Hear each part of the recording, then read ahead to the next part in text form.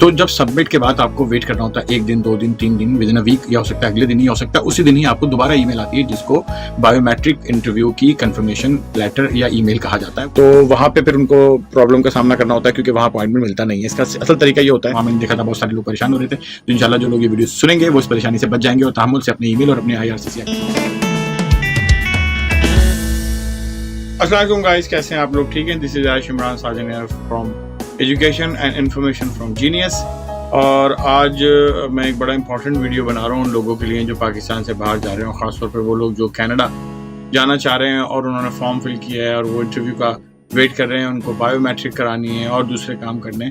तो आज मैं एक्चुअली खुद गया था जेरीज के ऑफिस, BSF के ऑफिस, जहाँ पे बहुत सारे लोगों को मैंने देखा, बहुत सारे लड़कों को देखा कि वो बहुत परेशान थे, वो बहुत टेंशन में थे। वो अपॉइंटमेंट लेने वहाँ पहुँच गए थे, फिजिकली पहुँच गए थे, और कुछ ने तो फॉर्म भी जमा नहीं कराया था।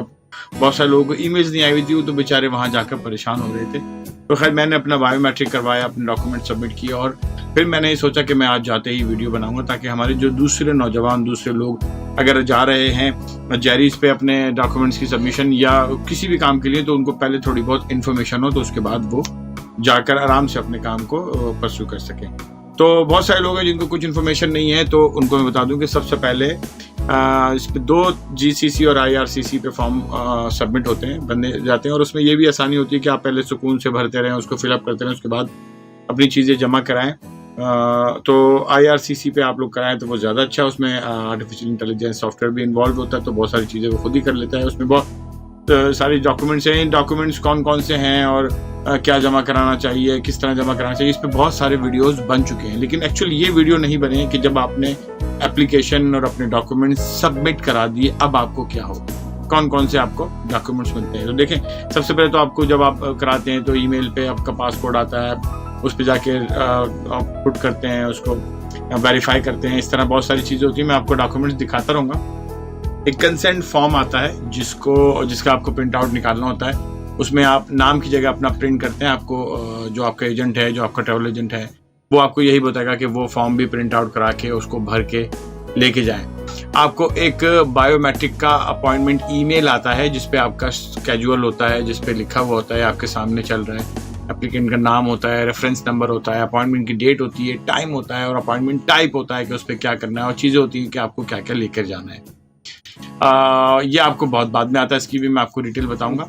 एक आपको कंफर्मेशन का लेटर आता है IRCC से, इसमें आपका जो है ना डेट लिखी हुई होती है और बहुत सारी चीज़ें होती हैं।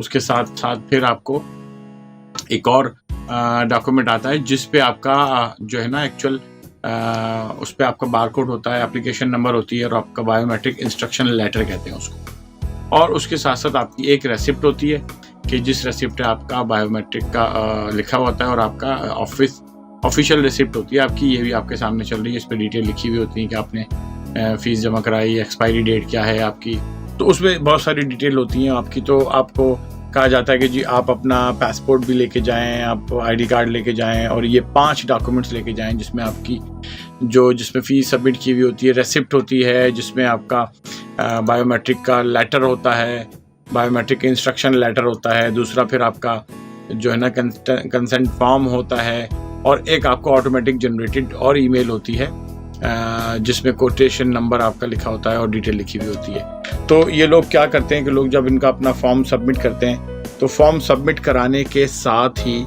वो चले जाते हैं जेरीज पे कि जी हम यहाँ पे अपॉइंटमेंट लेने आए। तो वहाँ पे फिर उनको प्रॉब्लम का सामना करना होता है क्योंकि वहाँ अपॉइंटमेंट मिलता नहीं है। इसका असल तरीका ये होता है कि जो फॉर्म भरने के सारे तरीके हैं वो तो आपने सारे वीडियोस पे देखे हुए हैं, कौन कौन से डॉक्यूमेंट्स हैं, FRC है, MRC है, आपका बैंक स्टेटमेंट है, दूसरी चीज़ें हैं, वो सब आप देख चुके हैं। बस उसको मैं सीधा आपको चीज़ें बता देता हूँ कि जमा करवाने के लिए सबसे स्ट्रॉन्ग जो आपका एविडेंस होता है, सबसे स्ट्रॉन्ग डॉक्यूमेंट्स होता है, वो आपका बैंक स्टेटमेंट होता है।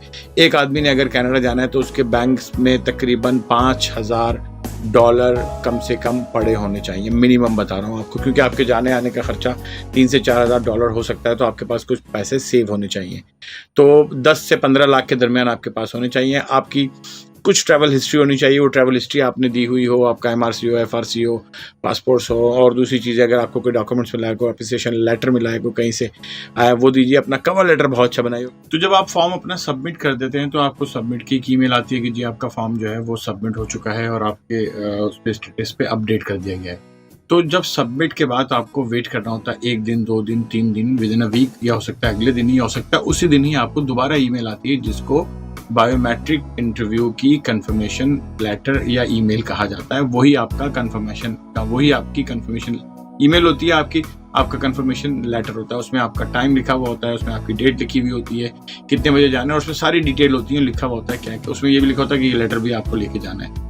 तो खैर वहाँ पे वो कंटेंट्स फॉर्म जो है वो भी नहीं चेक करते। जब मैं वहाँ गया तो वहाँ लोग परेशान हो रहे थे कि जी हमने फॉर्म भर दिया है, हम यहाँ पे इंटरव्यू की डेट लेने आए। तो मेरे भाई वहाँ जाकर जैरीज पे जाकर इंटरव्यू की डेट नहीं लेनी, आपको ईमेल आएगी, उसमें आपकी डेट, आपका टाइम और आपका वेन्यू, सारी चीज़ें उसमें मेंशन होंगी। आपको उसी दिन उस डेट से उसी डेट को उसी दिन उस टाइम से 15 से 20 मिनट पहले या आधे घंटे पहले आप जा सकते हैं, 1 घंटे पहले भी जा सकते हैं, और उससे ज़्यादा पहले नहीं। वहाँ आप जाएंगे बहरिया कॉम्प्लेक्स 4 जो गिजरी रोड पर है क्लिफ्टन में, वहाँ जाके अपनी एंट्री कराएंगे, अपना ID कार्ड देंगे, वो आपकी चीज़ें नोट करके आपको ID कार्ड वापस कर देगा, एक्सेल बना के दे देगा।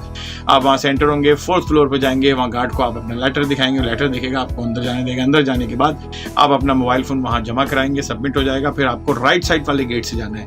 जो लेफ्ट साइड वाला है वो साउथ अफ्रीका, इटली, पुर्तगाल, जर्मनी और दूसरी चीज़ों के लिए, लेकिन जो आपका राइट वाला है, राइट वाले से आप जाएंगे वो कनाडा के लिए। वहाँ जाके वहाँ पे रिसेप्शन पे जब आप अपना लेटर दिखाएंगे, जो पहला रेसिप्ट दिखाएंगे आप अपना, और आपका कंफर्मेशन लेटर दिखाएंगे, और आप अपनी वो ईमेल दिखाएंगे जिसमें आपको बुलाया गया, आपका अपॉइंटमेंट, तो आपका नाम लिखा होगा इसमें, वो आपका नाम चेक करेगा और उसको वहाँ से रिमूव कर देगा कि जी ये बंदा आ गया। फिर आप बैठ जाएंगे, आपका नाम अनाउंस होगा, वहाँ स्क्रीन भी लगी हुई, स्क्रीन थोड़े आगे लगी हुई, आप पहले बैठ जाएंगे, या वो अनाउंस भी हो रहा होगा। तो आपका जब टोकन नंबर वो आपको देगा, वो जो रिसेप्शनिस्ट है वो आपके सारी चीज़ें चेक करके आपका पासपोर्ट देखने के बाद आपको एक टोकन नंबर दे देगा जिस पर लिखा हुआ होगा CAIAB और आपका एक नंबर। जब वो नंबर अनाउंस होगा तो पहले आप काउंटर नंबर 1 या काउंटर नंबर 2 पे जाएंगे। जब आप काउंटर नंबर 1 या 2 पे जाएंगे तो वो आपकी सारी चीज़ें चेक करेगा, चेक करके वो आपका पासपोर्ट लेगा, उसको स्कैन करेगा और आपको दे देगा। और सिर्फ एक ही चीज़ देखेगा वो आपकी जिसमें आपकी डिटेल होगी, जिसमें बार कोड लिखा हुआ है और दूसरी चीज़ें लिखी हुई हैं। वो ना वो कंटेस्ट फॉर्म देखेगा, ना वो आपका बायोमेट्रिक का लेटर देखेगा, सिर्फ बायोमेट्रिक कंफर्मेशन वाला जो लेटर जिसमें आपका बार कोड लिखा है, तो बस 2 डॉक्यूमेंट्स लेगा, बाकी कोई डॉक्यूमेंट्स नहीं लेगा। लेकिन एहतियातन आप रख के ले जाइएगा, कोई इतनी टेंशन नहीं है। उसके बाद फिर आप बैठ जाएंगे, फिर आपका अनाउंस होगा दोबारा, आप काउंटर नंबर 4 के रूम में जाएंगे, वहाँ पे कोई खातून या मर्द जो भी होंगे वो आपको डॉक्यूमेंट्स आप साइड पे रखेंगे, वो आपको बोलेंगे कि आप जो है खड़े हो जाएं यहाँ पे सामने, अपना पासपोर्ट मुझे दे दें और एक वो फॉर्म दे दें जो जिस पे बार कोड होता है, वो आपसे फॉर्म लेके रख लेंगी और आपका पासपोर्ट स्कैन करके पासपोर्ट रख के आपको सामने खड़ा करेंगे। ऊपर एक कैमरा लगा होगा, वो आपको बोलेंगे आप कैमरे में देखिए, आप ऐसे कैमरे में देखेंगे, अपने दोनों हाथ इस तरह करेंगे, फ्रंट और बैक इस तरह करेंगे ताकि वो वहाँ पे उस पर नोट हो जाए आपकी फिजिकल पोजीशन वगैरह या जो भी वॉटएवर होता है। उसके बाद फिर वो आपको कहेंगी चारों अपनी राइट फिंगर्स एक साथ मिला के रखनी है, ऐसे मिला के आप उस पर रखेंगे जो आपका स्कैनर है। फिर उसके बाद लेफ्ट की चारों फिंगर इस तरह मिला के, अलग नहीं मिला के रखेंगे इस तरह, फिर उसके बाद दोनों थंब ऐसे रखेंगे तो आपका ये बायोमेट्रिक हो जाएगा। उसके बाद फिर आप कुर्सी पे बैठ जाएंगे, स्टूल पे, वहाँ सामने आपके कैमरा होगा, आप कैमरे में देखेंगे और थोड़ा सा मुस्कुराइएगा, थोड़ा सा हंस के आप अपना एक फोटो, आपका फोटोग्राफ हो जाएगा, वहाँ पे आपका फोटो भी हो जाएगा, बायोमेट्रिक हो जाएगी। बस ये 30 देर का काम है। उसके बाद आपका पासपोर्ट आपको वापस कर दिया जाएगा और आपको बोला जाएगा आप वेट करें। आपको वो टाइम देंगे, 1 से 2 महीने में आपका रिजल्ट आ जाएगा, लेकिन हो सकता है कि 20 दिन में आ जाए, 15 दिन में आ जाए, 25 दिन में आ जाए, 1.25 महीने में, 1.5 महीने में, 1 से 2 महीने में इसलिए बोलते हैं ताकि आप आराम से वेट करें, इतनी ज़्यादा टेंशन नहीं हो। तो दोस्त, जब भी आप कनाडा के लिए अप्लाई करें तो बहुत सुकून से जाएं, बजाय इसके कि हावड़ दावड़ में जाके वहाँ जाके परेशान हो, फिर दोबारा वहाँ पे आएँ, फिर ईमेल लें, फिर जाएँ। तो इस टेंशन की जरूरत नहीं है, वेट करें, सब कुछ आपके ईमेल और GIRCC के अकाउंट में लॉगिन होकर आपका स्टेटस अपडेट हो रहा होगा। आप आज जैसे कि जब बायोमेट्रिक करा कर आएंगे तो वहाँ अपडेशन हो जाएगी। तो जब आपका ये सारा कुछ सिलसिला हो जाएगा, फिर आपको जो मैसेज आएगा, एक ईमेल आएगी कि आप अपना पासपोर्ट सबमिट करा दें वहीं जैरीज में, तो फिर आप वो पासपोर्ट और दूसरे डॉक्यूमेंट्स लेके जाएंगे। तो आप याद रखिएगा, अगर आपको पासपोर्ट जमा कराने की ईमेल आती है तो 99% आपका वीज़ा लग गया। हाँ, अगर आपको पासपोर्ट जमा कराने की ईमेल नहीं आती और उसकी जगह आता है बहुत शुक्रिया, थैंक यू, आपने $100 वो और $85 जमा करा दिए, तो फिर समझ लीजिएगा कि आपको वीज़ा नहीं मिले। ये दोनों कंडीशन है। मेरी दुआ है तमाम जितने भी लोग अप्लाई कर रहे हैं अच्छे मकसद के लिए, अपनी फैमिली के लिए, अपने लिए, अपने मुस्तकबिल के लिए, तो अल्लाह ताला उनको ज़रूर कामयाब करें, उनका वीज़ा ज़रूर लगे। तो इंशाल्लाह ये इन्फॉर्मेशन मैं देना चाह रहा था कि वहाँ मैंने देखा था बहुत सारे लोग परेशान हो रहे थे। तो इंशाल्लाह जो लोग ये वीडियो सुनेंगे वो इस परेशानी से बच जाएंगे और तहम्मुल से अपने ईमेल और अपने IRCC अकाउंट को ही फॉलो करेंगे और फिर जाके बायोमेट्रिक करा लेंगे और फिर वीज़ा सबमिशन के डॉक्यूमेंट्स भी जमा करा देंगे। जुड़े रहिए genius information and genius education के साथ। इंशाल्लाह जल्द मुलाकात होगी। Take care.